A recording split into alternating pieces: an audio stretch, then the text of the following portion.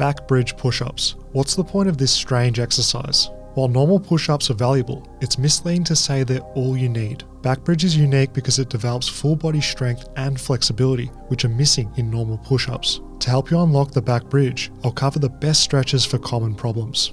Get ready to fix tight hip flexors, improve overhead flexibility, and undo all that stiffness from sitting.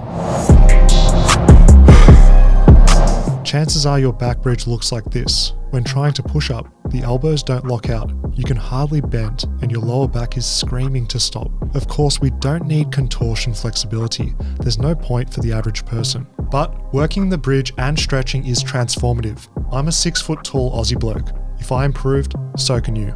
Elevated bridges are best for beginners. This gives fake flexibility at the hips and lower back, reducing strain when arching. Find a height which allows you to feel the bridge sensation evenly throughout your body. Isometric holds are a safe way to get used to this exercise. You'll learn how to tolerate the tension and strengthen relevant muscles. Back bridge develops strength overhead in all muscles on your back and shoulders. Start playing around with elevated push-ups. Expect to gain full range of motion flexibility and movement mastery. As you progress, gradually train closer towards the ground while working on the weak links. Unlock supple shoulders with these 3 exercises. The Dislocate is a shoulder flexibility classic. These are powerful for opening the chest muscles and strengthening the rotator cuff. Be strict with the dominant tempo to guarantee mobility gains are captured through full range. Keep straight arms, shrug the scaps, retract the scaps, rinse and repeat for reps. Dislocates are always going to feel uncomfortable but should not feel painful. Take this exercise at your own pace and don't rush the process. Use a grip which is demanding yet allows quality technique at all times. Don't worry about adding weights. Dislocates with a closer grip is how we progress our back bridge. The wall block is another shoulder and spine stretch for your toolbox.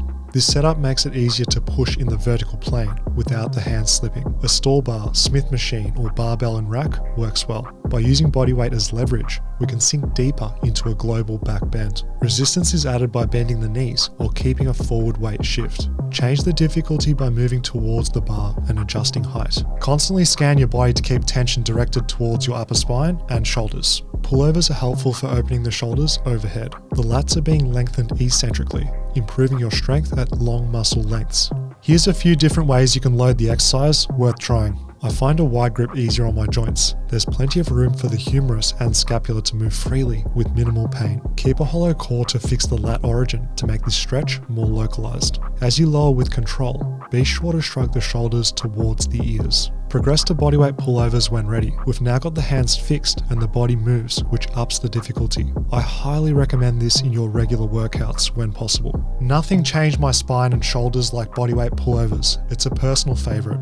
These are high intensity and high reward. Proceed with caution and take your time progressing the depth. You've now gained a combo of muscle length, strength, and end range stability. Your shoulder flexibility will be reflected in the back bridge. Progress is shown by the upper body moving past the wrists. Here's the best stretches for hip flexors you should do. Say hello to the long lunge, your hip homework for a long time. This stretches the iliopsoas and alleviates the lower stomach muscle tightness when bridging. These are called yielding isometrics. You hold a deep lunge and gradually sink lower. This flexibility method harnesses the power of end range strength training. Our goal is to keep the hips close to the ground as we tolerate tension. We're trying to straighten the back leg while extending the hip with a big glute squeeze. The back knee doesn't have to fully lock. The intention of straightening is what matters most. When long lunging correctly, you'll feel this big time in the hip flexors. Using a yoga block serves as a target to challenge depth. As the set progresses and the stretch becomes easy, shift the block away to challenge the hips more. Don't be afraid to use weights as a form of progress to coax more flexibility from your body. Reverse Nordics are a hip flexor cheat code. This stretches and strengthens the rec fem, a biarticular quad muscle. Expect your squat to improve, quad muscles to grow, and back bridge to deepen.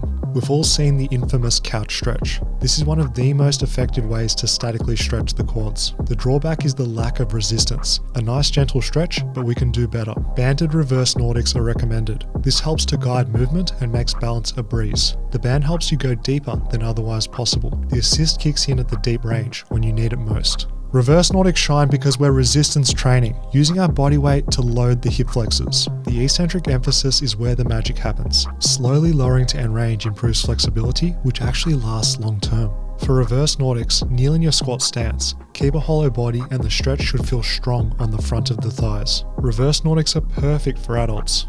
The extra challenge is what your body needs to change. Weighted stretches are the real deal. Longer holds, added weight, increased ROM, all progress principles which help those pesky hip flexors. Do you want to get flexible as an adult? Learn the best stretches for lasting flexibility with Fitness FAQ's workout programs. Shop Fitness FAQs and move freely today. Level up your spine health by twisting and bending. Thoracic rotation is lacking in the average person. Upper back rotation isn't a common daily movement. The triangle pose is a strange stretch, but it's surprisingly effective. With weight, it's possible to rotate further than we could otherwise manage. Probably best to save this one for home, unless you don't care about people staring.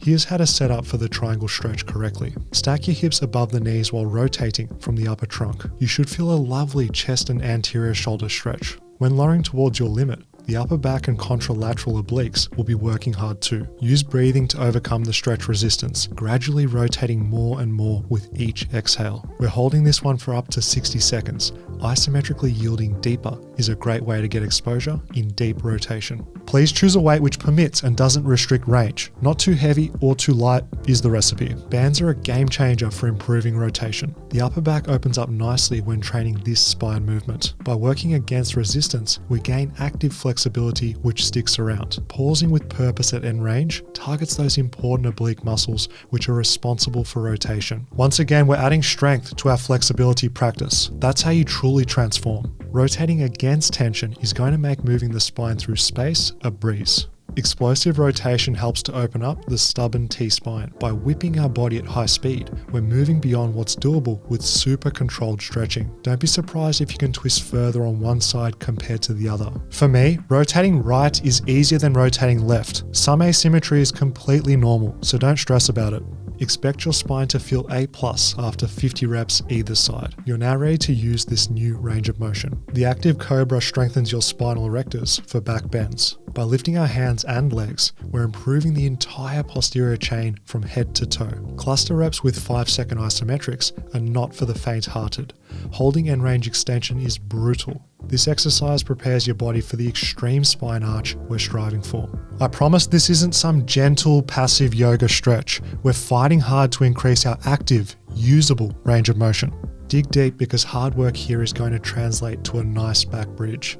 Keep the goal in your mind's eye as you squeeze and struggle. Challenge your spine further with standing extensions. This exercise is great isolation for the spine without taxing the shoulders. Segmental spine extension is key. Arch from the lower, mid, and upper back, finishing with neck extension. Don't cheat with bent knees. Keep the lower body locked so we can arch without compromise. Weighted extensions are the next step. Keep striving for increased ROM and getting stronger into deep extensions. You are only as young as your spine is flexible. We only get one body, so let's make it capable. Wall extensions are a great programming method. You've now got a tactile target to reach for, making training consistent and measurable. Training the spine in multiple directions is the solution for a beautiful arch in the back bend. Now, truth be told, most people find flexibility boring. So do I. Stretching different parts of the body is tedious. All that effort and time doesn't feel like it translates into anything, so we stop doing it. The back bridge puts your progress in perspective. Having a goal to strive for supercharges motivation.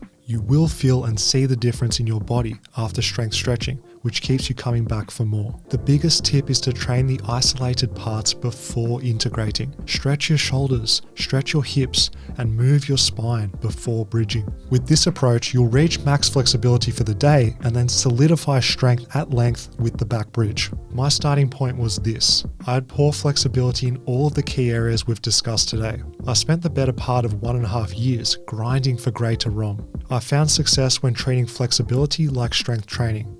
The same principles apply. Increasing sets, increasing reps, doing longer hold times, increasing the weight, and using larger range of motion to stress the body. Unlocking the back bridge was a huge achievement that I'm proud of. As someone who isn't naturally flexible, the proof is in the product. Nothing beats the satisfaction from seeing your body change. I'm still shocked at the before and after. Now guys, I'd like you to feel the same joy of gaining flexibility as an adult. Shop fitnessfaqs.com for the best programs backed by science.